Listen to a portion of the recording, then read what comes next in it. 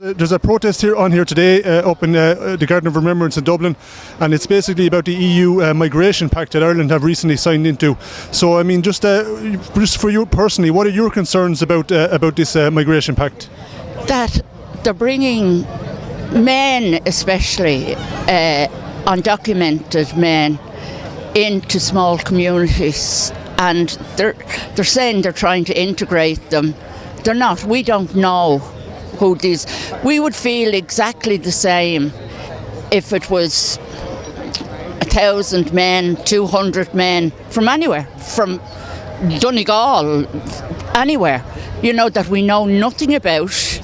We don't feel safe. Women do not feel safe walking up the street anymore, including myself. I live in a small village, and my nearest town is Dundalk, and I feel like I just don't feel safe walking around the dock. I was actually approached last week by somebody. I had to pull out my alarm because he was blocking my way when I was walking, and I just felt unsafe. I didn't know what he was going to do. Children are not safe in the playgrounds because these people are loitering around the playgrounds, and the mothers have to watch their kids now because there's a lot of near child abductions, and I think we need to have a limit on how many people we bring in. We need to vet them, do a background check on them.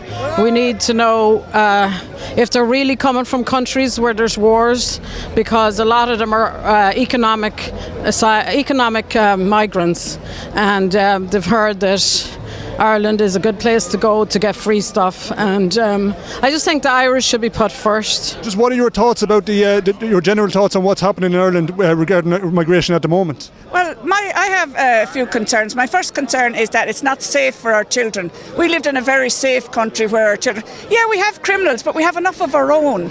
We don't need any more of them. The second thing is to keep our culture. We have a lovely culture that's known all over the world. Our dancing, our singing, everything. And they're trying to, destroy that and bring in other cultures that we don't want.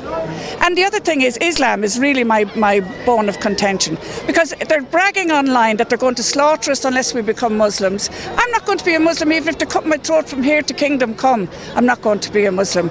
All right? We're Christians, and we're going to stay Christians, and we want our country to stay the way it is. Why all these undocumented men? What is the reason for it?